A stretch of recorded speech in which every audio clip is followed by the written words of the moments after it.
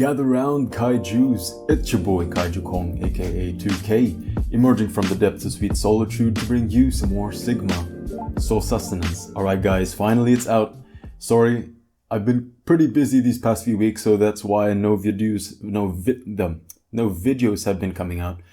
But finally this thing is done. Part 3 to the Sigma Male Path series of the Lone Wolf and the Tiger. And this is the culmination, the final part, I believe, the final part. And so yeah, this is going to be a pretty long episode. I'm going to tell you this in advance. So if you don't have that much time, either save this, watch it later, or you can just look at the timeline below. And I've inserted timeline chapters for your convenience. So let's go ahead and get into it. This one is called Crouching Tiger, Hidden Dragon. Now it might sound familiar for most of you because it came from a movie.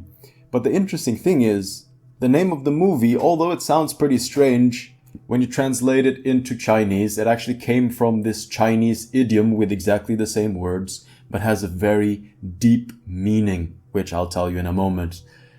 So, a little bit of a recap. From the first video, I talked about the two main Sigma male paths of the lone wolf and the tiger, their tendencies and the differences in which they developed, the reasons why they became a Sigma male, so to speak.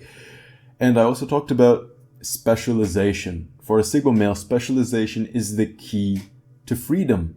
Because when you specialize, when you really understand that true gift, that true talent that you were born with, it's like that ember that you have to breathe air into to create that spark and to alight and become fire. If you think that that strength or that special skill that you have is a weakness, you're never going to develop it. You're never going to take care of it and blow the breath of life into it. And you're going to be competing on basically something that you're average at. And if you compete with others or you put yourself out there in society in something that you're average at, something that you're not really that good at or interested in, you're always going to feel like there's a disconnect between what you're doing and who you are.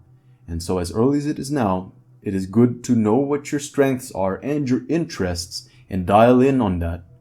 Because when you specialize, you really build upon that skill that you're really good at. You realize that people will start to value you. And people value you, they're willing to pay more, a premium price for you.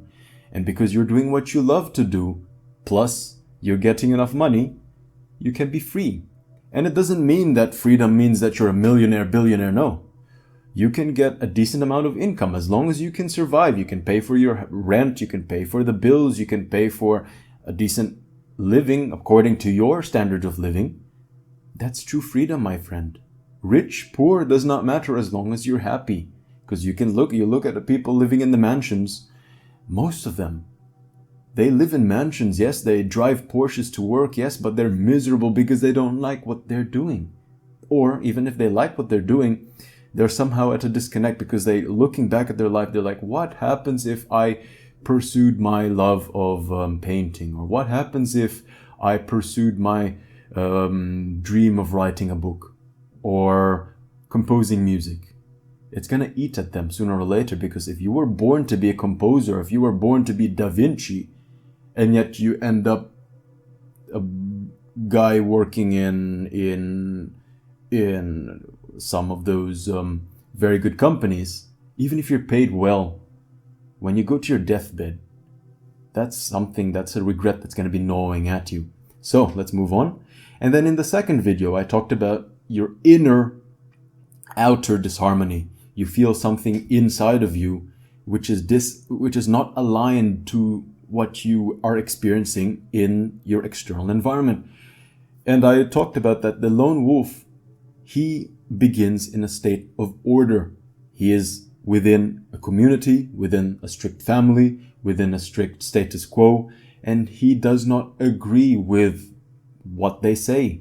As I said, the lone wolf usually thinks that he is born, Sigma male is born because he grew up in a group, but always thinking that there was something different about him.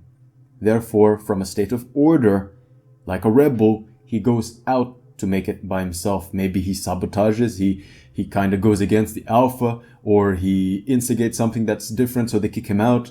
And then he, from a state of order and comfort, inevitably he moves out into the wilderness by himself, solo, into a state of chaos. He has to figure everything out by himself. When you figure everything out by yourself, like me, I've been doing this for a couple of years now. Here I am, I'm in a foreign country. My family's not here. I'm living by myself, fending for myself. I was in a state of chaos a long time ago, but because I built my foundation in this country, I got a job, I'm renting a place now, I'm comfortable, I have friends around me. In a state of chaos, I built my own order. And then, that's how a lone wolf develops. Now for the tiger, it's different. Tigers, usually they believe that sigma males are made. Why? Because biologically, tiger cubs, they're kicked out. No matter what they do, they may be born wanting a group, but tigers, sooner or later, they're kicked out by either the mom when she's pregnant again with a new cubs, or a rival male comes to mate with the mom and then kicks out the previous children, the previous cubs. So no matter what, yes or yes, the tiger has to leave. So he starts out in a state of chaos already. He's kicked out. He finds himself in wilderness. This is the sigma male tiger. The tiger sigma male, sorry. He finds himself in a state of chaos. There is a lot of things that he's dealing with, issues. He feels that he is lost. He feels that he is already... he has to fend for himself in the world. And so within that chaos, he has to create his own order. He has to take care of himself. He has to be kind of selfish. Because in a state of chaos, you cannot really rely on anyone. It's every man for himself. And of course, you can be selfless in a way, but you cannot pour from an empty cup. So you have to create your state of order first before doing anything else. And that's what a tiger does. In the wilderness, everything is out to hunt you down, to kill you, like Mother Nature. She's feminine. Feminine can be nurturing, but at the same time can be hostile. And the world is the same. The world can be nurturing for those who deserve it, but will be incredibly hostile to those who don't provide any value to the world. So a tiger knows this, and a tiger develops on himself, and then he creates order within that state of chaos. And because he establishes order powerfully, he's able to move powerfully in the world. He then can create his own chaos. What does that mean?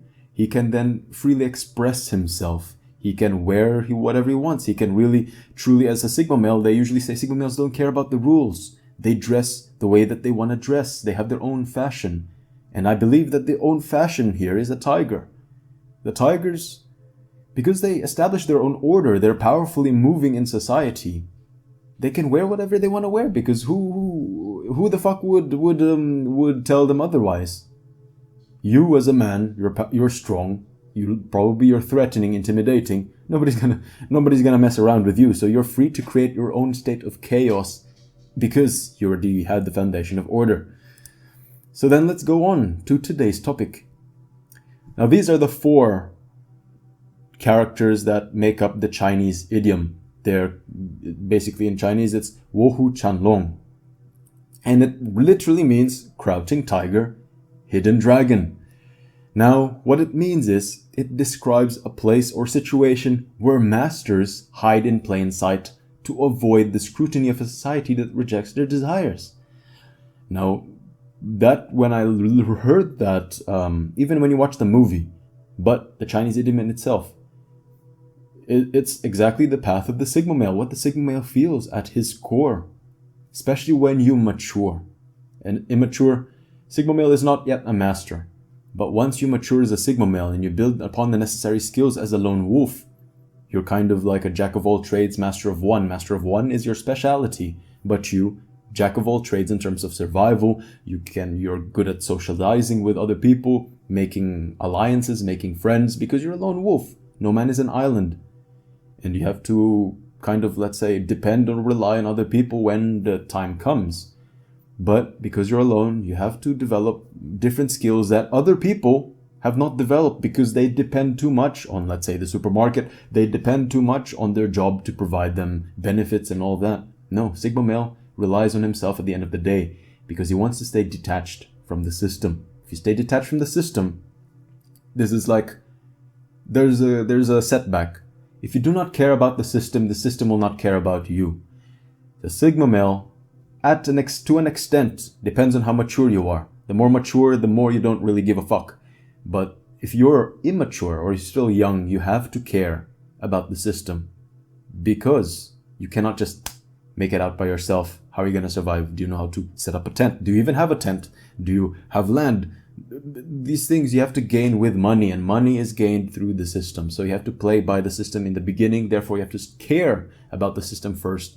And then as you build up the necessary foundation or infrastructure with which to make yourself free, you can then not start to, little by little, not give a fuck about the system. And then you can become a master hiding in plain sight. We like to remain low key, so we hide. And also refers to the emotions, passions, and desires that lie beneath the surface of polite society and civil behavior. This is interesting, because we Sigma males, we're not the only ones who feel different. We're just the ones who are, let's say, confident enough to embrace our difference. And probably we are more different than other people to an extent. Others, yes, humans are unique, but I believe that Sigmas, we are the stark contrast to what the status quo of society is. Now, when you look around at society, there are guys walking around who appear to be this, but in fact they're truly another way deep down. There are women that look like they're pretty and hot and all that. It looks like they have everything going for themselves, but on the inside they feel lonely, looking for a guy, insecure. Now these things don't make sense, but it's the truth of the world. Lying beneath polite society and civil behavior, everyone, like every man, a gentleman, has a beast inside of him. Same with a woman. A woman is an angel, but can also be a succubus at the same time. So these things count. Everyone, and once you understand this, you'll see life in different light. Hiding your true self, true strength, or true feelings from others. Now, as Sigma males, we put on a mask, especially when you're younger and immature. But once you grow older, you start to realize that that mask was a safety, but then it's holding you back. It limits you. It's like the masks that we wear now because of this darn COVID. You can feel like that's the mask that you put on, but it limits you, limits your breathing. When you really breathe in the air, you're totally free. And once you take off your mask, you show your true self, you show your true strength, true feelings to others. You never know what you're missing out on. Sometimes we are shy to show our strengths because we feel like people will hit on us, people will envy us. But no, what's the flip side? If you never show your true strength, you're just going to remain mediocre. If you do share your true strength, maybe yes, people will envy you. Maybe yes, you will lose a few friends. Maybe yes, people will think you're arrogant or whatnot. But then there's going to be another group of people who will value you. The life will show you the way. It does not put a spark in you that you are not meant to show.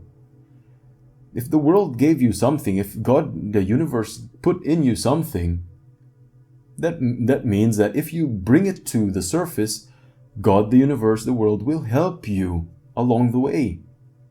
But if you never show it because you're afraid of what other people think or whatever, the world, universe, God will look at you and say, what a waste. And it will try to hammer down. It will try to teach you lessons, tell you subliminally, show your strength, show your true self, show your true feelings. It will hammer you every now and then with lessons in life to let you know that who you are now, that hiding, is hurting you. And unless you show yourself, you're never going to live a true life. And then this Crouching Tiger, Hidden Dragon also teaches not to underestimate anybody, regardless of outside appearance. Now you're wondering why Sigma males, we treat everyone equally and with respect, unless of course unless proven otherwise, because we understand this. We do this ourselves. We are low key. People tell us, why don't you talk too much? Or what is this guy doing? Or we just don't want to give a fuck. We don't really want to prove ourselves. Our results prove themselves, but we don't want to advertise ourselves. So we understand that because we are this way, and yet we are good, we are talented, we look around at the world, and maybe we see that guy who does not seem like much. We still respect him because we know that he could as well be the same as us. just a hiding master in plain sight. And nothing, as I said, nothing can remain secret forever. Emotions can only be repressed for so long. It's best to let them go. When you want something, you want something. When you're sad, you're sad. When you're angry, you're angry. When you're angry at the system, don't stifle it. Use that anger to work harder on that thing, that purpose that you were called to do. Because when you tolerate something, you encourage it. So when you tolerate inequality or you tolerate injustice, or when you say, it's okay, it's fine, it's gonna continue, my friend, if you never step up to it. Hiding too long is harmful. This is the main key that I want to start with this video. Crouching tiger, hidden dragon. Masters in plain sight. Many of you Sigma males, you are that. You are the master hiding in plain sight. But the thing is, hiding too long is harming you. You will not live your full life. And others are actually put at a disadvantage because you don't show your true colors. Like take me, for example. I usually like to stay low key. I don't really like speaking too much. I like listening more to people's problems, listening more to their emotions, the things that drama that's going on in their life, and just offering support to them. But then I realized that if I just stay this way and I don't go beyond to what this thing that I was called to do, you're never going to be watching this video. So what is that true calling that God, the universe, put inside of you? And then try to bring that to light. Because hiding too long is harmful not only to yourself, but also to the world. So we, technically Sigma males, we're just crouching, hiding until the right time. But that's up to you to decide. There is a right time. There is no time. We're never crouching or hiding forever. Because if a tiger is just crouching is never going to pounce. You don't eat, you don't survive. And that's also at the soul level. If your soul is just there crouching, hiding, it does not pounce on the goal, doesn't pounce on the opportunity to reveal its true self, your soul will die because there's no sustenance. It does not eat anything. So this crouching, hiding, it refers to a Sigma male thing of the gray man, the guy who hides in plain sight, who does not attract too much attention to himself, the gray man, not standing out either because it is not time or you haven't grown enough yet. Because if you don't grow enough yet, there's no use drawing attention when the time is not ripe. Because let's say if you're a leader and you talk about certain problems that the world has, but people are not yet ready to receive what you're talking about, you're not going to be appreciated, or you're just going to be kicked out and thought of as a loon. But when people have reached a certain frequency of understanding, or they want that new perspective, and then you show yourself because you recognize the right time, that makes the difference. Timing, and also your skill level. You cannot just put yourself out there when you're a noob. No, you cannot. Let's say like if it's in a game or in the league, when you put yourself out there in sports, you cannot compete in the Olympics. Let's say if you're swimming, you never compete in the Olympics if you're only like locally, you're not even first place, or you never won a gold in your local championships. You have to put yourself at the right time. So let's start with the crouching tiger, my friends. Nice picture. I really like that. The tiger, he maintains order in the jungle chaos. The jungle here is metaphoric for the world. Sometimes the chaos, you have a lot of problems, issues, as I mentioned before, but you maintain your own sphere of order within that. And as you mature, this order gets stronger. You will feel more and more at peace the more that you develop yourself. In the beginning, this order seems shaky and you're just struggling to maintain that order, but eventually as you do develop and you do experience life, you will be able to maintain that order better. Unlike lions, you are unconcerned with societal status. You just want peace of mind. That's why tiger just goes away from society. He doesn't really roar as much as a lion does. He just roars to intimidate once he faces the foe. He does not establish his own territory, just peace, but then that's it. He's not the alpha, so to speak, like the lion. He just wants peace of mind. Just peace. Just leave me alone, my friend. Not so really concerned with societal status. You look around, you just see lion this, lion that, alpha male lion. Tigers, they are more powerful, they're bigger, they're more majestic, the stripes on their body, that nice mane. They're more beautiful, in my opinion, than a lion, yet they don't get the same amount of respect. That's quite incredible. That's why it's really a good example of a spirit animal for the Sigma male. They are powerfully self-sufficient. Tigers are alone. They're basically lone wolves. They're loners. They hang out they're solitary animals. And lions, the bastards that they are, they hang out in groups. And most of the time it's the lionesses that do the hunting for the male. The males are just responsible for procreation and defending the pride against opposing males. That's it. But most of the time they're just lazing about. No, the tiger is different. He knows that survival depends on him and himself alone. Therefore, that's why he's bigger. That's why he can swim. All the other pussies, pun intended, all the other pussies, lions, cats, maybe jaguars are like tigers, but jaguars are solitary animals, you see? The ones who are solitary are the ones who are not afraid to get in the water because they have to.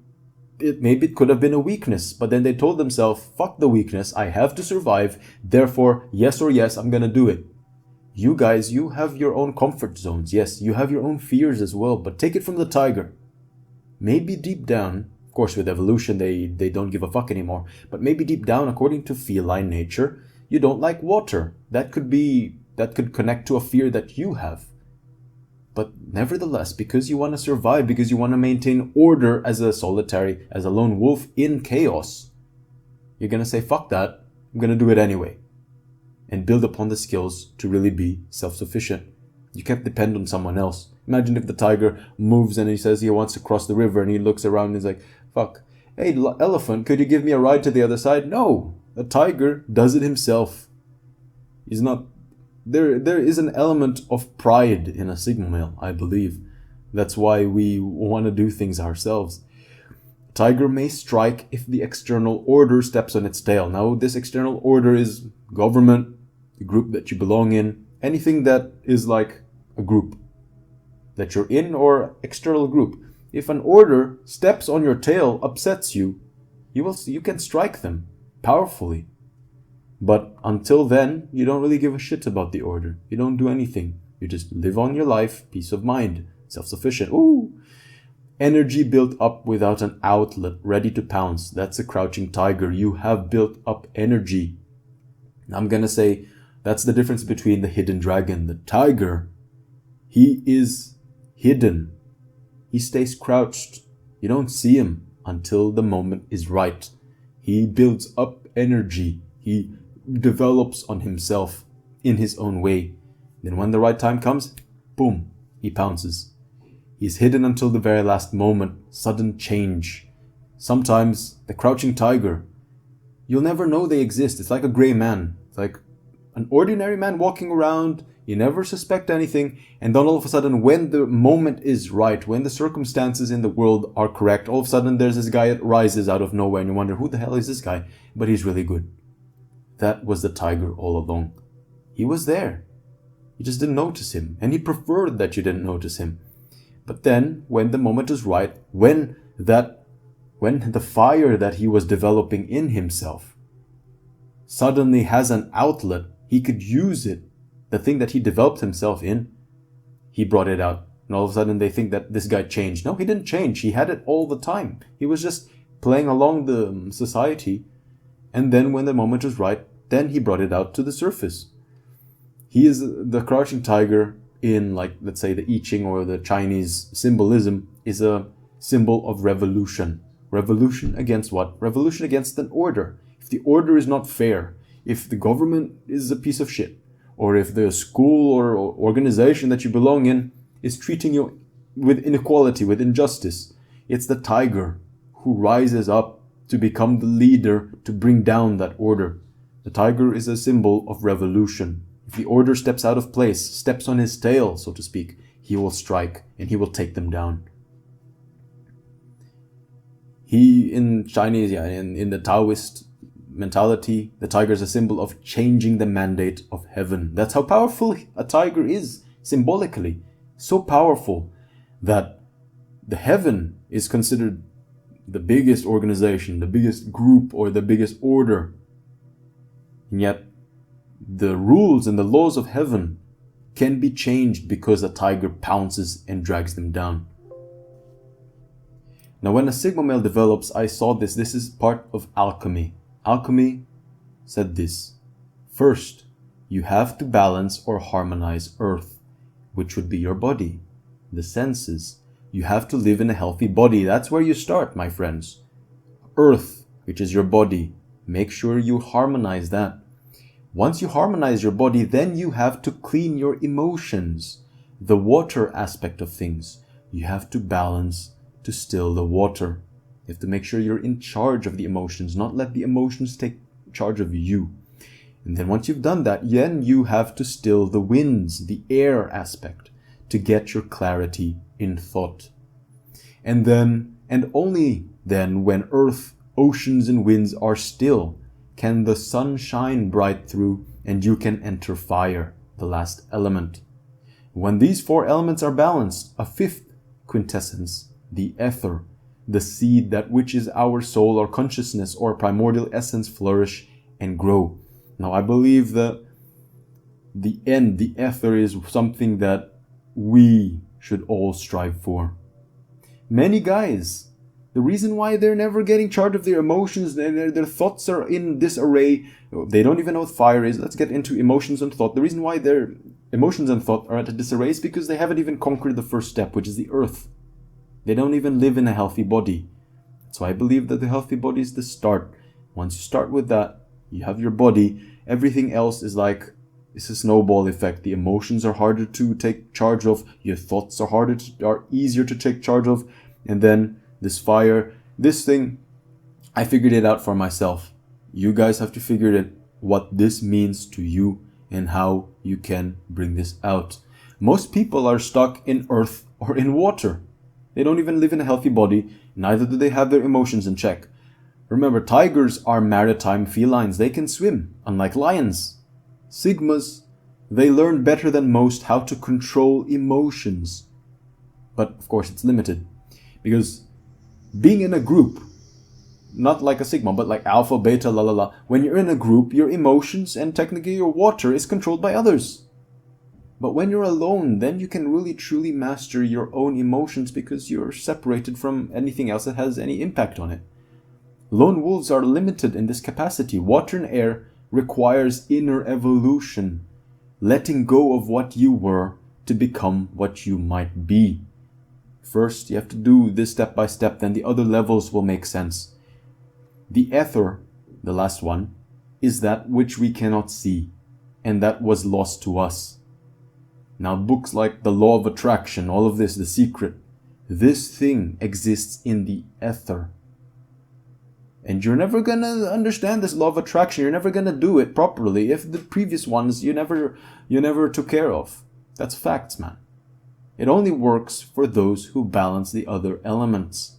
Because this ether, remember, when you look, we can only see. Vision only exists within a certain spectrum. What you smell, what you taste, what you hear only lies within a certain spectrum. What lies beyond those spectrums? We cannot sense them. Therefore, there is a lot more to the world than meets the eye, literally. That's the ether. The ether is probably a sixth sense. And you can only truly tap into this ether, the soul, the spirit, when your other elements, like the other elements metaphorically, the other elements, body, emotions, thought, and then this fire are balanced. Have to be balanced. Everything has to be in balance, my friends. That's the important thing. So, there. The true inner balance, as I talked about in my last video, it was this symbol I ended with. The tiger and the dragon. Now, inner balance is the developed Sigma male mind that both lone wolves and tigers will possess, because when you look at it, lone wolf moves from order to chaos, and then from chaos he establishes his own order. Tiger moves from chaos to order, and in order he can establish his own chaos. But then you see order, chaos, order, chaos. There is an overlap. So a lone wolf, your beginnings as a lone wolf and your beginnings as a tiger will eventually intermesh, and you'll find yourself looking more like a tiger. If you're a lone wolf, you'll find yourself looking more like a tiger eventually, and tigers will eventually see themselves looking like a lone wolf. Now, what is that connection? The connection is this symbol. This is what is gonna go, this is what's gonna happen metaphorically in you. This is what you will possess. This inner balance of the tiger and the dragon is what you will possess inside of you. In all Sigma males, when you mature, develop, this is what you will have. Now, what is this? Dragon is the yang, the masculine essence, and the tiger is the yin, or the female essence. Now you're wondering, why is the tiger the yin, the female? I thought the tiger was tough and yang. Yeah, but then in terms of the dragon is more masculine, and the tiger is yin because he is seen in that sphere of knowledge as tigers are more calm. They crouch. They're more hidden. They're more mysterious. Abyss, they're dark. Unlike the dragon, they're more in the sky. They're more in the light. There are many reasons, but once you read up on the reasons, you can do your extra research, you'll find out that tiger does make sense for the yin. Tiger, in Chinese philosophy, tiger is the quintessential yin. He's too yin. Very, very yin. Now, both symbols, the dragon and the tiger, are symbols of true solitude. The dragons, they hang out by themselves. They're solitary. So is the tiger. Now, the dragon is offensive. MA is martial arts. Dragon is an offensive in like Kung Fu, dragon Kung Fu. Martial arts, dragon Kung Fu is offensive, whereas the tiger in martial arts is defensive. The dragon is more about... No, let's go to tiger first. Tiger Kung Fu is all about memorization of techniques. Memorization and practicing of techniques. Dragon, on the other hand, is more about understanding the flow, understanding the technique, so that you can predict what's happening and then you can strike easier. Tiger is more about memorization. Dragon is more about understanding. That's why tiger is the defensive. He understands all the techniques and is able to counterattack all of them. But a dragon, he understands. That's how he attacks. He flows. Now, a dragon is a master of order, whereas a tiger is a master of chaos. What I mean by this, a dragon is a master of bringing around order, and a tiger is a master of bringing around chaos. Why? Because a tiger, as we said, a tiger, he started out in chaos. Therefore, he knows that element like the palm of his hand. He grew up in chaos. Therefore, he is the rightful animal to establish chaos as well. Eventually, like when you look at your enemy, you become your enemy when you look at it too long. A dragon, he's a master of order. Now, a dragon's outward ferocity looks very fierce on the outside, balances with his inward benevolence. He's just, he's pure on the inside, a dragon. Whereas on the tiger, outward beauty, when you look at a tiger, wow, splendid, majestic. Inside, he balances, on the inside, he has inward ferocity. You will never guess that he was that fierce. A dragon is a symbol of rulership, of order, again, symbol of rulership in Chinese philosophy, whereas the tiger, on the other hand, is a symbol of revolution or resistance. Now you see where the yin and yang takes place. One is this, and the other one is the clear complementary. Complementary, not opposite, but complementary. Dragon is ambition and creativity. He seeks to be the best. Tiger is about humility and patient aggression. He bides his time. Dragon is creative. He does. He puts his work out there. Ambition. He wants to rise. Tiger, he's more humble. He's more patient in his aggression. That's why he just wants to make it out. He doesn't care about what other people think. He doesn't really compete. If you are a Sigma male who doesn't like really competing, you're more of a tiger. But as I said, when you develop and you mature and you realize how the world works, you'll eventually take on the dragon aspect as well. And you'll want to be more creative, because what's the use of going out of society, making out on yourself when you don't provide value to the world? Because providing value to the world is something that every man is called to do. Dragon is about ascension. Tiger is about change. And this is how they develop. A tiger, as I said, there's a sudden change. Tiger is seen when he changes. A dragon is seen when he ascends. Dragon is hidden, but he ascends. And eventually when he ascends, people do see him. Now, what happened to the lone wolf? Let me tell you. Lone wolf did the trap mentality. Now, if you don't know what the trap mentality is, go and check out the video that I made in the card above. But do remember to right click or save it for later or whatever, guys. But come back to this one. Try and reach all pinnacles. That's what TRAP stands for. Try and reach all pinnacles. Be the best at whatever. Be the best in all things that you can try and be best at. Be the best version of yourself. You explore and learn from different hierarchies. As I said, lone wolf, he jumps from hierarchy to hierarchy. He's not as much of a loner like the tiger does. Lone wolf, he goes and jumps from hierarchies. He goes into one hierarchy, takes the best takes the best that he can from that hierarchy, goes to another one, takes the best that he can from that one, learns and learns. He's a seeker of knowledge, wisdom. He's an explorer, a wanderer. He explores and learns from different hierarchies. He takes in the best of all worlds. He is respected. Of course, when you build your value, you go up and you mature, you become respected and valued by social groups. You have inner ambition. It grows. When you get better, when you have more value, when you have more skills, it raises your confidence. When you raise your confidence, it does build your inner ambition. Inner fire. See what's happening now? There's a change starting to happen. Internal will manifest in the external. Your ambition on the inside will change your appearance on the outside. You stand tall. You have purpose in your eyes. You speak better, more clarity of thought. You start building muscles. You don't know why. No, of course you know why, because you're training. But that training comes with the inner ambition. Whoops. You develop a thick skin after learning to be detached from the opinions of others. Thick skin. You see what's happening? There's a change going on. It's not fur anymore. You're starting to develop thicker skin. What's that? Scales of the dragon. You become truly free to live apart from the matrix. You start to float up. You start to become really detached. Inner fire, thick skin, freedom. What happens? You find yourself becoming much more than just a wolf. This is why I started to realize that lone wolves are not always lone wolves. When lone wolves develop themselves, they then become the dragon. That's the evolution. Now, dragons, scholars believe, it originated from the totems of different tribes in China when China was developing as a country a long time ago. When there's the emperor, the dragon was basically from every single conquered state. Every state had a totem or an animal that represented the state.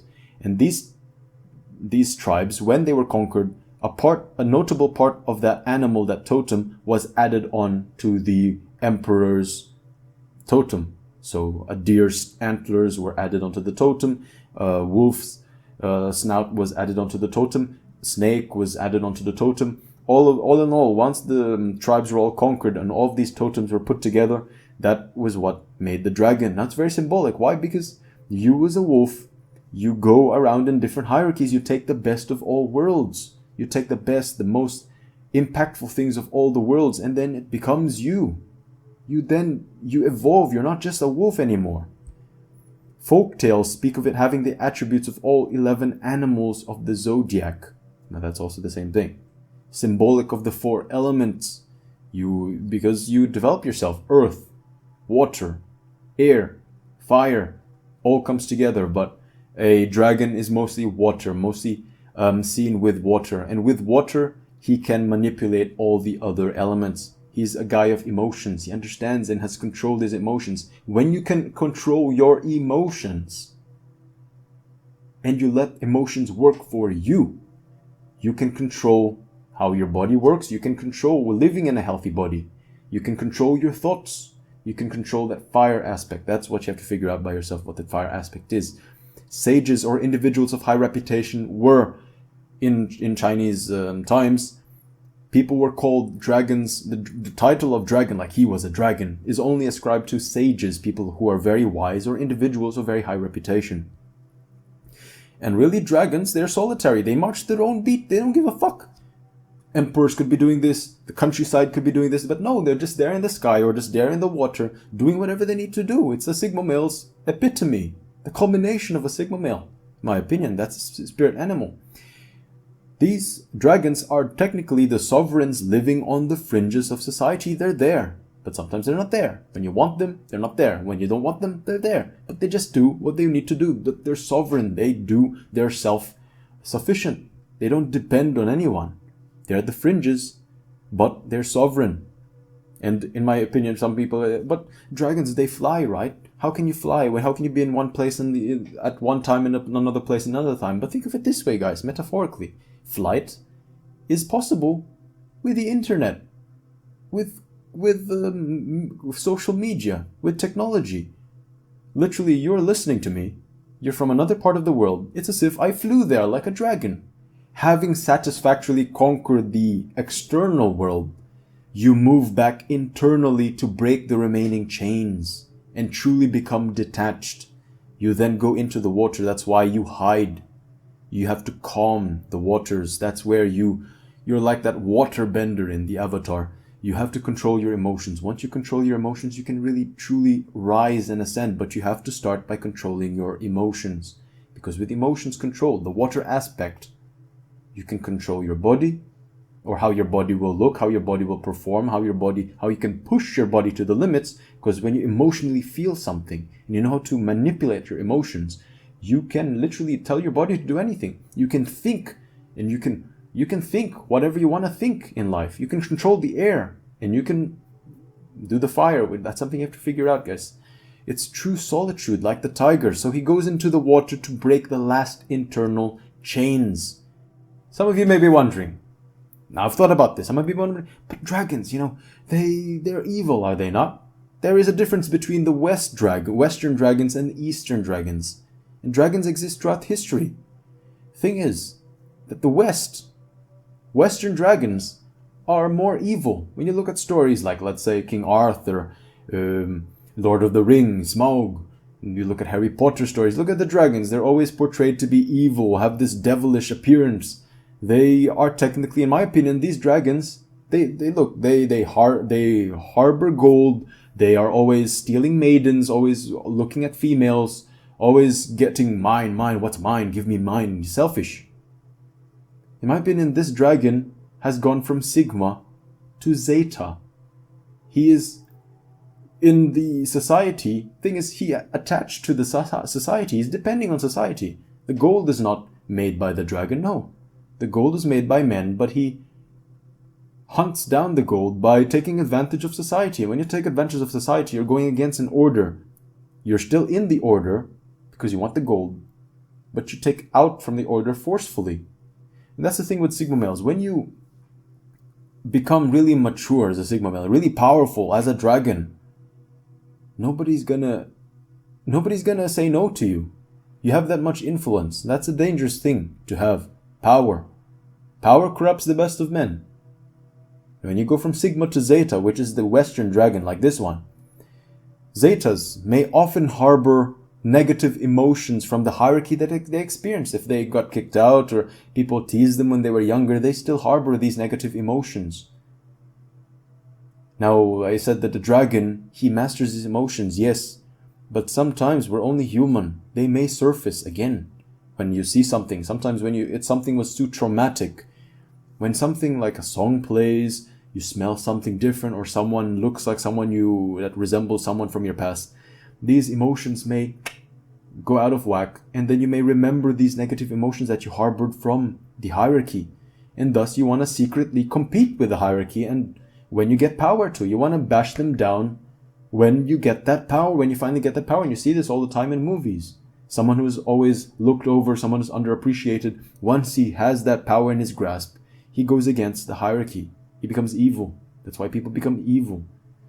So when you look at the stories of the Western dragon, what happens to these Western dragon or these Zeta males? The kingdoms, the orders, the hierarchies will send out their best warriors to kill them. That's what happens inside. When you become a Zeta, powerful Zeta, the order, the hierarchy, government will send, I don't know what they'll send, but they will send people to hunt you down. They'll send people to take you down. In religion, the dragon, that's why when I was thinking about it, I was like, shit, but then people might think that the dragons are all evil because of this. Most of you Christians, Catholics, you know that the dragon, when you look at all the Bible, the only thing that the dragon is portrayed to be is evil. And like it said, the great in the Revelation, the great dragon was thrown down, the serpent of old, who is called the devil, and Satan deceives the whole world.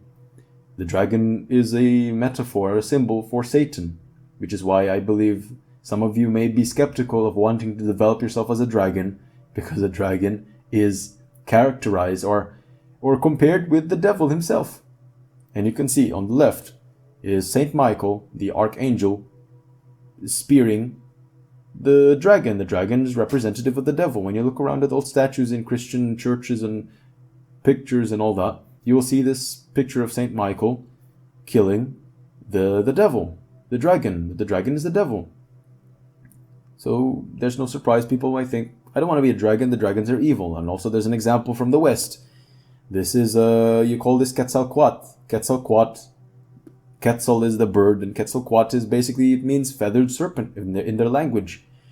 Now, this was a deity, a god of the Aztecs, of the Mayan, the Aztec. I know the Aztecs saw Quetzalcoatl as a god, but he was evil because he demanded blood sacrifices. He demanded human sacrifices. But then, when you look at the East, there's a stark contrast, my friends. The East, dragons are actually respected by society. They are unlike the Western dragon. The Western dragons, they look like they have horns, like the devil. They look at their wings. The Eastern dragons don't have wings. They just fly by like some magical, mystical force. The dragons, like you see in the West, I believe they develop their own wings because they rely too much on themselves. They're selfish. When they develop their own wings, they say, oh, I have the power, therefore I don't depend on anyone. But no, the Eastern dragons, they're good. They fly because it's something given to them by God, by universe. It's a power, and they embrace that power.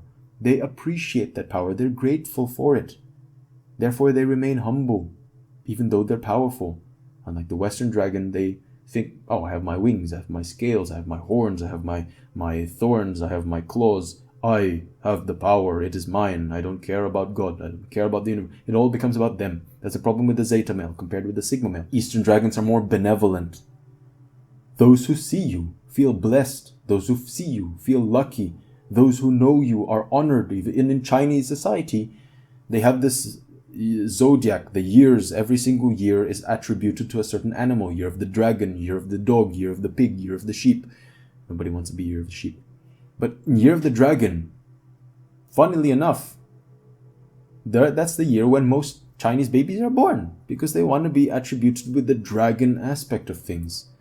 Now in the Bible, we are wondering, okay, in the Bible it's always talking, when you see dragon, it's always about Satan, always about the devil. But no. Are there any references to good dragons?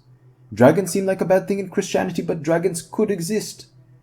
We don't see them here because this is not the realm that the good hang out in for obvious reasons. But they do exist. Why is that? Because when you look at this picture. Many of you guys know this. The six-winged angel. Look, in the throne room of God, surrounding God are these six-winged angels. In the throne room, they're the highest hierarchy. Right next to God, these fiery angels. Look, you see? There are more of them, six-winged angels. And most of them, they're portrayed to have the two wings cover their face, two wings cover their feet, and the other wings are to fly. Now, many of you know who they are. They're called the Seraphim. Seraphim, in Hebrew, Seraph. Seraph means the fiery ones or the fiery serpent. So, in my opinion, they're not really human. Dragons make more sense. According to the translation, the fiery ones, fiery serpent. Dragons make more sense. So who's to say that in the throne room of God, right next to God, are dragons? Fiery because they burn or are bright. Bright because they reflect light from God. Look, light does not come from them. That's why dragons, they don't have wings. I mean, dragons like the Eastern dragons, we are benevolent, we are good, because the light does not come as a source. They're not the source of the light, no, but they come as a reflection. The light comes out from us because we reflect the light that comes from above. And the only type of surface, when you look, my skin, yes, reflects light. So when you're an angel, if a seraphim were a human looking with wings, wings totally probably don't really reflect the light. Our skin will not reflect the light. What of all the surfaces in the world reflect light the most? Glass, mirrors, scales. Scales reflect light the most. Therefore, if God wanted to really glorify himself, the most appropriate being that can bring about true glory to God, to really reflect light off from themselves, away from who they are, but to really reflect the glory, the light of God from themselves, they have to be made of glass or they have to be made of scales. And if you're made of scales, you're more a dragon, you're not a human. Or you're a serpent or a reptilian. But nevertheless, if you're a reptilian with wings, you're a dragon. So that's where, for me, it made sense. Good dragons exist, but the reason why they are not spoken of in the Bible, and it's always talking about Satan, the devil who came down to this world, the bad dragons are down in this world because this is where they were kicked out. This is their punishment. We were all deceived.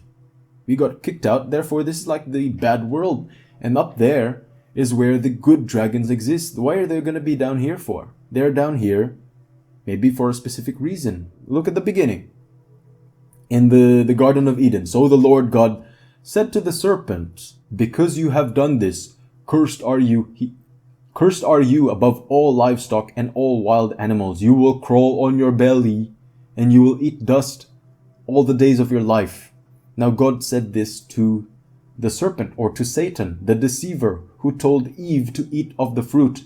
In Christianity, we believe that because Adam and Eve ate this fruit, the forbidden fruit, that was the sin that led them, that got them kicked out of the Garden of Eden. They were disobedient. And the one who caused this disobedience was the serpent who tempted Eve to take a bite from the fruit. And when God said, you will crawl on your belly as a punishment, that just puts in mind that he was not crawling on his belly before. Therefore, he had hands. He was standing on something. Or he had wings as well to fly. So he was not a snake. Contrary to when you read things and you do a lot more research, Satan, or was known as Lucifer or Luciel a long time ago, he was the covering cherub. He was a seraphim.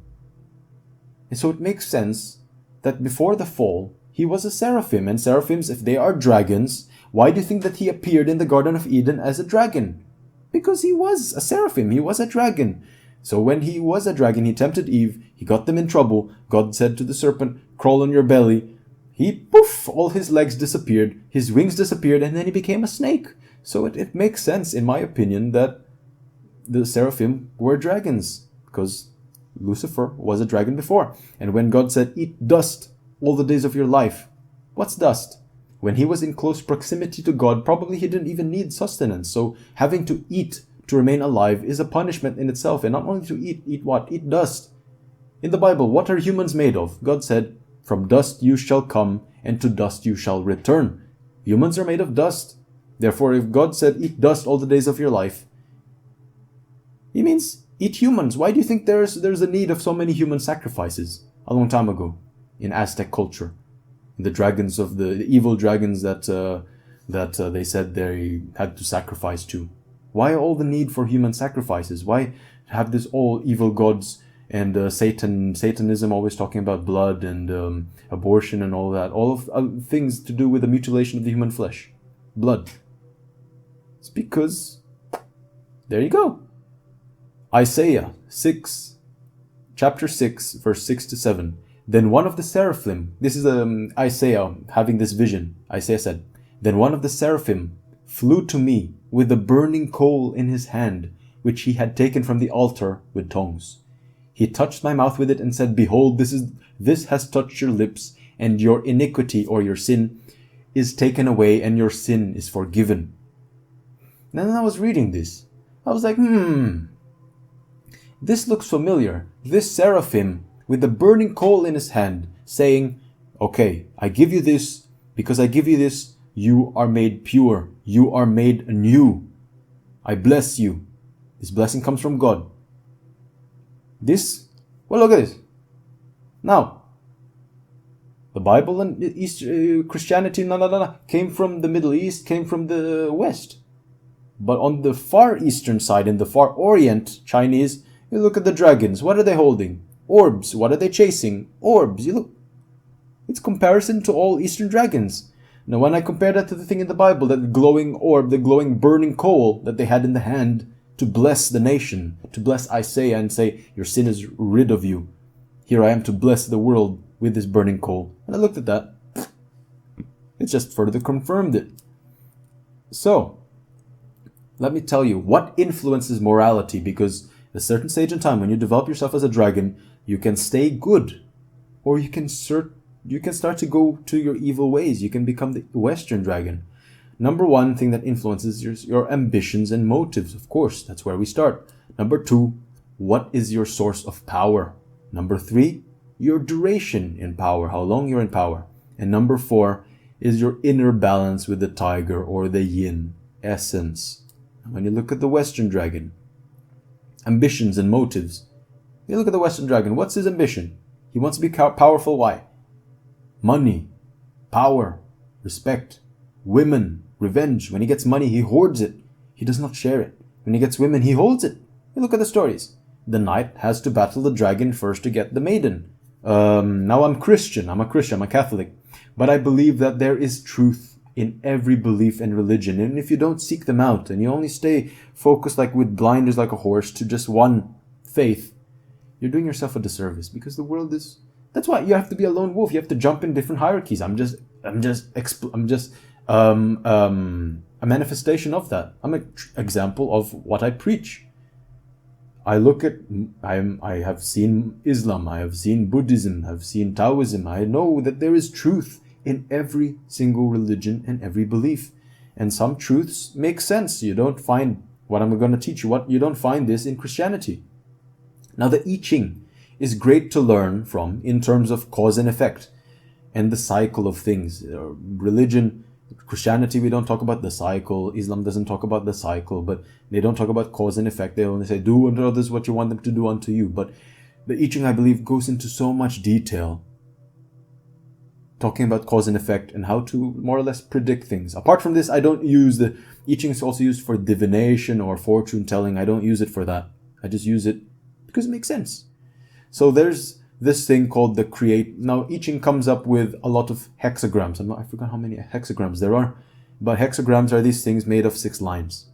On the left, you see the creative, which is hexagram 1, and you see on the right is possession, or hexagram 49 or 14, if I'm not wrong. I forgot. No, it's 14. Possession, or the not possession. Possession something sounds bad, but when you possess something, when you belongs to you. Now let's start with creative, the hexagram. Now each line, which is incredible, each line has a meaning and has a story in itself. So the first line you start out is the hidden dragon. You're still unrecognized. You're still biding your time. And then eventually when you rise, time passes, and then the dragon appears. They call this dragon appearing in the field. You start to be recognized. Number 3, you rise again. Your influence increases. Your creation, you don't seize your creation. While other people are sleeping, you're just hustling, producing your own things.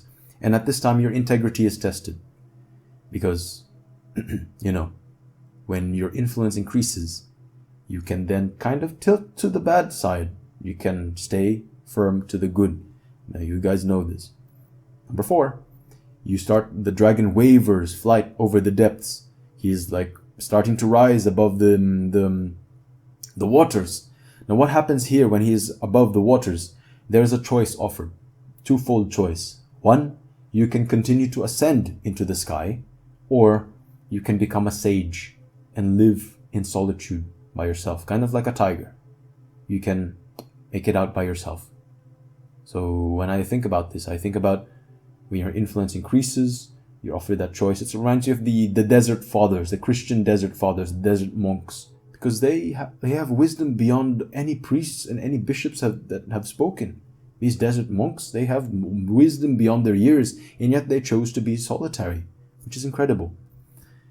And then the fifth line, this is when you choose to rise. Flying dragon in the heavens. Look, 4 is like he's just wavering above the depths. But the fifth one, all of a sudden, whoop, he shoots up into the sky. Flying dragon in the heavens. You start to attain worldwide influence. Now this is where it gets shaky. It's different, it's difficult. Because as I say, power corrupts the best of men. That's why in the sixth one, this last line is called the arrogant dragon. What happens when your aspiration to exceed your own power. Now for those of you looking, it may look like it's pretty fast, but the I Ching says that it takes roughly 10 years to ascend the lines. So patience counts. But this one, when you look at it, he could have changed, but this follows the steps of arrogance. This follows the steps of wanting influence. It's creative. When you want to create and dominate the world, this is what happens. But the flip side, the good version, is what they call the one that I showed a long time ago on the right side was possession, the belonging. Now you look, the difference between the creative and the possession was that possession has this gap there. Now the gap tells a totally different story, which is incredible. It is incredible to me how they came up with this. Anyway, the first line is totally different. It means what? No relationship with what is harmful. So the foundation, you see, is totally different. No relationship with what is harmful. He's detached. He knows himself. Number 2, ensuring quantity, mobility, and utility. You build yourself up according to these 3 rules. Do you have it in abundance? Is that thing, that skill, is it mobile? Can you put it out to the world is it mobile? Is it easy? Is it probable to do? And does it have utility? Is it useful to people? Does it bring value? Now, when you look at these 3 things, when you have your gift, judge it based on this: quantity, mobility, and utility. Then you can move on to the next one. What must be gained must be given freely. Then 4, rise in position. Because you give freely, you give value, much like what I'm giving you now. I don't want to say rise in position, but okay, rise in position, but you remain humble. It's nice to be of influence, but what are you going to do with your influence? Are you going to bring down others to the grave? No. I put myself out there for you guys to rise as well, but I still remain humble. Number 5, you gain influence through sincerity and dignity. And then number 6 is the height of power. You're aligned to the heavens, yet you remain modest. Now, this is a stark contrast to the creative hexagram, whereas the arrogant dragon here, even if you're at the height of your power, you're aligned to the heavens. You're good. The other one, you're more of the arrogant. You become more of the Western dragon. This one, you are the Eastern dragon, and because of that, that's why they call this possession. Everything that you gain in this life, you possess it. You keep it. Now, this one reminds me of Gary Vaynerchuk. You look at it. That explains his life. That he is now gaining influence through sincerity and dignity. He is now at the height of power, aligned to the heavens. He remains modest. Interesting, no? So possession, as Confucius said, to bless means to help. Heaven helps the man who is devoted. Men help the man who is true. Sincerity. He who walks in truth and is devoted in his thinking, and furthermore reveres the worthy, is blessed by heaven. You see, heaven gives you that thing, that spark inside of you. When you follow it with sincerity, devotion, and you're good, heaven, because it recognizes that, wow, I gave it. When you give someone a gift and you see they're using it, you feel happy. You will appreciate them more. Heaven will do the same with you. He has good fortune, and there is nothing that would not further. Now, it doesn't make sense. Nothing would not further. Further what? Confucius is confusing again. Anyway, so let's go into point 2. Source of power. That brings me back to the slide that I showed you again. Now, in Eastern dragons, they always have this ball, this orb, this pearl. Now, I tried to research, try to get down to it, but it seems like there's no historical agreement to what that pearl really is. Some say it's this, some say it's that, but let me put my own spin to it because it relates to Christianity. Let me give you a few verses. Now, Proverbs chapter 17, verse 24 said, "A discerning man keeps wisdom in view, but a fool's eyes wander to the ends of the earth." Now look, what are the dragons that are chasing the orb that don't have it yet? They have that in their eyes. They keep wisdom in their view. I believe that the orb is true wisdom. When you're wise, you are better good. Wisdom comes from God, comes from heaven. They call it Sophia in Latin, Sophia. That's why philosophy, philosophia, philo, lover of, Sophia, wisdom, philosophy, lover of wisdom. So they keep wisdom in their sights. Now, Ecclesiastes chapter 2, verse 26 says, "To the man who pleases him, God gives wisdom, knowledge, and happiness. But to the sinner he gives the task of gathering and storing up wealth to hand it over to the one who pleases God." Interesting, no? You look at the dragon, the Zeta male. Because the Zeta male, in all stories, these dragons eventually die or they are gotten rid of. And that wealth, that woman that they kept in their grasp, is then given on to someone or a society that lives in accordance to the rules of God. Ecclesiastes chapter 10, verse 2 says, "The heart of the wise inclines to the right, but the heart of the fool to the left." Interesting. Heart of the wise to the east, heart of the fool to the west. Proverbs chapter 4, verse 6 to 7. "Do not forsake wisdom, and she will protect you.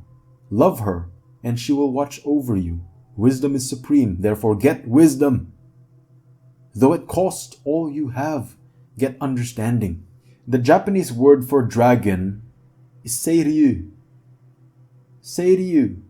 When I thought about it, it bears resemblance to the word seraph or saraph. Seiryu. Seraph. Okay, so it's kind of a long shot, but it's still there.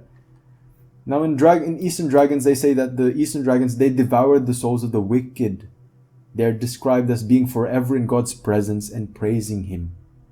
Now that's interesting because in the Eastern philosophy, it just confirms what the Bible Christian belief says. Now, some of you who have played a worthy amount of video games may recognize this from your childhood. This comes from Warcraft, the world of Warcraft, and this is a good example of what I'm talking about, source of power. On the left we have Illidan Stormrage, and on the right we have Malfurion Stormrage. They're brothers. Same motives, different means. When you look, they're brothers, but look, Illidan looks like the bad dragon. Malfurion, on the other hand, looks like the good dragon. He looks like he has bits and pieces of different animals on him, whereas Illidan on the left, he just looks like the devil himself. In Catholicism, we have this thing called exorcisms. Possession, the exorcists, they always say that a guy who gets possessed by an evil spirit, by a demon, where does it all start? It all starts with curiosity or your bad motivations. Motivation for power or gain. Now this is why it's very dangerous. For those of you Sigma males who started out on the weaker side, like the wizard, there's the Ronin and the wizard. For those of you who were teased when you were younger, for those of you who felt that you were inadequate or underappreciated when you were younger, it is natural to want power or to want gain, to want to improve your life. And this is where possessions can take place. For example, exorcisms, they agree that John Lennon, the artist, the musician, he made a pact with the devil. He made a pact. He said, okay, give me 20 years of fame. In exchange for that, I give you my soul. Funnily enough, 20 days before, a couple of days or weeks before that pact, that 20 years would end, someone killed him. And when they interviewed that guy who killed him, the murderer of John Lennon, he said that he was driven by voices, many voices, and an urge to just kill John Lennon. You see, possession is difficult. It's dangerous, my friend. So don't put yourself in bad energy. Give yourself to God. Give yourself to the universe. It knows what to do with you. Evil, it's easier. It tends to be more powerful at times. It's easier to get power with evil because all you have to do is sell your soul. But that soul is something that you may not feel is valuable now, but it's valuable because it's eternal. Your body fades away. Good power is never gained with shortcuts, my friends. That's what Illidan did not figure out. Same motives here, different means. They both wanted to look at it. They both wanted to save their civilization. And they also deeply wanted the same woman. They were in love with the same woman.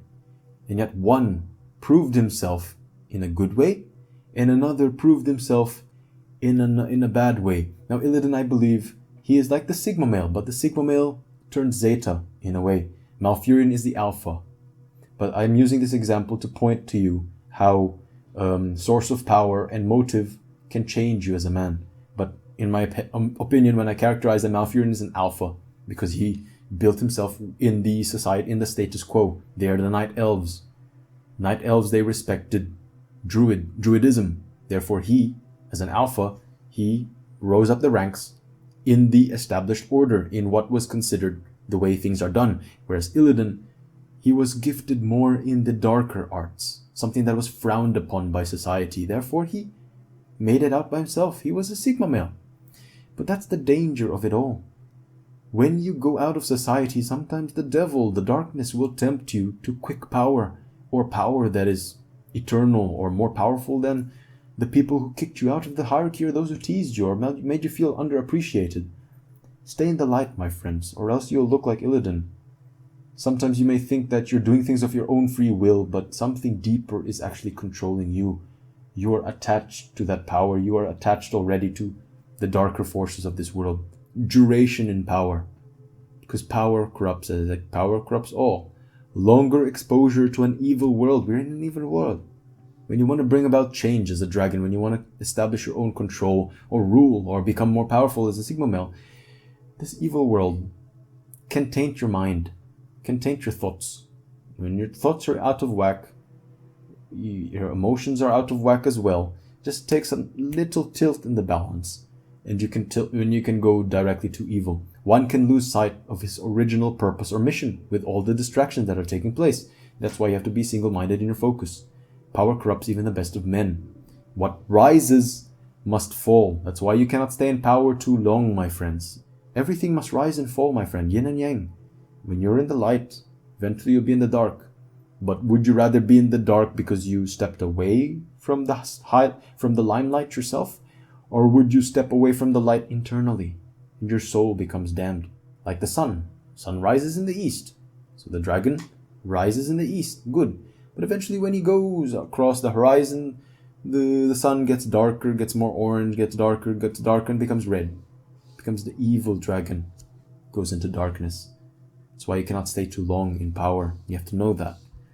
Now the next one is your inner balance with the yin. Now as I said, with all mature, really mature at the epitome Sigma males, the dragon essence, the yang, has to balance itself with the tiger yin. Because the tiger keeps the dragon in check. The dragon keeps you adventurous, ambitious, and close to the creator. Yes, we reach heights, but must know when to stop. From the dragon's rise in the east, he is good and benevolent, but if continued unhindered, all things must fall, my friends. There's yin and yang. His inner tiger must catch and quell the dragon in you before the dragon turns bad. That's the inner journey. That's why you have to master your own emotions and your own thoughts. Because eventually, this is the little chase that happens in you. You want to do this, you're ambitious, but then you have to know when your ambition is too much. So look at it this way. You see, when the dragon, you start out benevolent like this, and then eventually as you go across, and then before you get to the evil, this tiger in you sees, and he has to catch the dragon at the opportune moment. And you know yourself more. You never know when you're going to turn evil here. You don't know when you're going to turn evil here. You don't even know if you're going to turn evil here. But you must know yourself. I cannot tell you who you are. So before that change happens, that metamorphosis happens, you have to catch yourself and ground yourself and tell yourself, no, you're going too far. You have to keep yourself in check. This is interesting. When you look at the world map, that part here, this orange part here, this one here, what is that? That is a place in research where naturally tigers hang out. Not that's natural. The natural habitat of tigers lie within that orange part. And when you look at the stories of dragons or the myths of dragons that are good, all hang around in those parts. Those parts, when you look at them, they talk about dragons are benevolent, dragons are just, dragons are spiritual beings close to God. Whereas in the other parts, when you look at America, South America, Africa, Middle East, Europe, the dragons are evil. Dragons are portrayed to be evil. Funny thing is, where the tiger does not belong, of course this is a long shot, but I'm just using all the different examples to just show you that it's true. Where the tigers don't hang out, the dragons are bad. See, the Philippines, we don't have any tigers naturally. And even the stories that we have on the Philippines, the dragons are bad. So you really have to have an inner balance of the tiger in you. The tiger has to be strong. That's why in the beginning, I showed the picture of the dragon on the left, and on the right was a tiger, but it's not the orange tiger, it's the white tiger, it's the Siberian, the white Bengal tiger. Now the white Bengal tiger is a hybrid. A hybrid? No. But he's bigger. He has the recessive gene. Only like 1 in I don't know how many thousand become that white Bengal tiger. White Bengal tigers are bigger than normal tigers. Therefore, he's more capable of taking down a dragon. And it's no surprise that in Eastern philosophy, in Chinese philosophy, on the east is the blue dragon, and his direct complementary, direct counterpart is the white tiger on the west. Very interesting. And when you look at Aztec culture, on the left we have Tezcatlipoca and Quetzalcoatl. Quetzalcoatl, as I said before, is the feathered serpent. And Tezcatlipoca is the deity or another god that they say is always in direct conflict with the feathered serpent. And when you look at who's in direct conflict with the feathered serpent, it's a feline character. It's not a tiger, but it's a jaguar. And a jaguar is related in the animal kingdom to the tiger. And as you can see, the tiger, so far in the west, the feline character, like something that's grounded, that's ready to pounce, is always in direct contrast to the serpent or the reptilian. But you cannot, I have to emphasize that you cannot take the dragon down too early. It requires the right timing. Because if you take down your dragon too early, many of you have this bitch brain. This bitch brain tells you that you're not good enough as you are, or do not do those things, do not dream too much. You never even put yourself out there, and yet the tiger already pounced on you. That's why the dragon in you has to ascend without the tiger knowing. Don't let your right hand know what your left hand is doing. It applies in many different things. That's why you have to ascend as a dragon. Don't pounce yet. But once you see the dragon flying, and you think, it's the right time already, I kind of feel like I'm going on to the bad side, take the dragon down. Inner balance. And then another example, let me show you. Look at this. Hogwarts. School of Witchcraft and Wizardry, Harry Potter. On the left, Gryffindor, feline, again, alpha. On the right, Slytherin, reptilian. Now these houses are in direct contrast to each other. It's a long shot, but then you look. Lion is the relative of the tiger, and who is this a direct counterpart? The snake. The snake is a direct counterpart of dragon. When you look at this. The interesting thing is when I did the test on Harry Potter, I did it again. And then I did it again. Much later, like a couple of weeks ago, because I did this research. And then when I saw this, I actually came out Slytherin. I didn't want to be Slytherin. I wanted to be Gryffindor, of course. But then when you look at the description here. Gryffindor, the bravest, who are prized far beyond the rest. It sounds so alpha. Whereas this one, Slytherin, and power-hungry Slytherin love those of great ambition. It's good. Sometimes I resonate a lot with the Slytherin guys because they are clever, they're cunning. They want to be the best. Gryffindor, they're just more brave, it's more noble. As you can see, like the tiger. Grounded, noble, brave, powerful as well. But Slytherin, they always want to rise. They always want to use their cunning. They want to use their social intelligence to rise the ranks, to ascend. Ambition. Gryffindor are alpha males. Hufflepuff, in my opinion, are the deltas. Hufflepuff, hard workers were most worthy of admission. Hard workers. Delta males. They're there, NPCs, to keep the system running. And I believe Ravenclaw are those gamma males are those who go to Ravenclaw. Gamma males are smart, they're intelligent, they are the, let's say, subject matter experts. Ravenclaw, the cleverest, would always be the best. Be the best.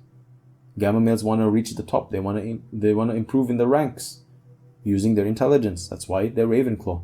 It's funny. So even in the Hogwarts houses, all of us, like all the alphas, go to Gryffindor. All the sigmas and zetas probably go to, sigmas and zetas will go to Slytherin. Gammas will go to Ravenclaw. Deltas will go to Hufflepuff. Those who make a name for themselves are those from Gryffindor or Slytherin.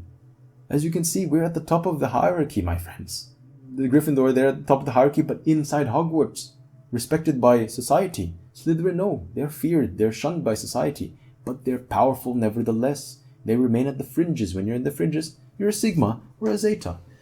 That's why humility counts. You cannot only be Slytherin, you have to balance the inner Gryffindor in you. The tiger has to pounce on the dragon and tell the dragon to shut up.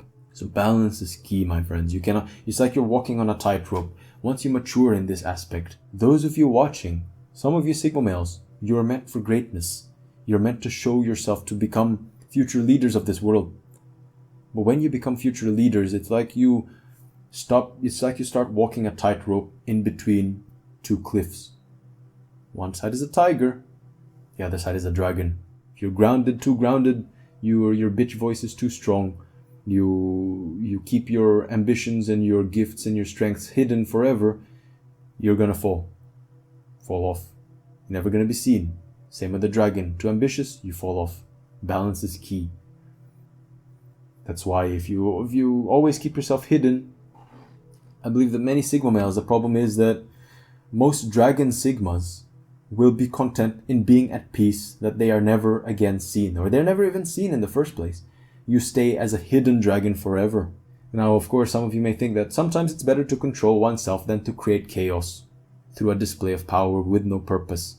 You have to make sure that you're strong enough before the rise. That's why it takes time. Why do you think Jesus, he only started his ministry after 33, at the age of 30?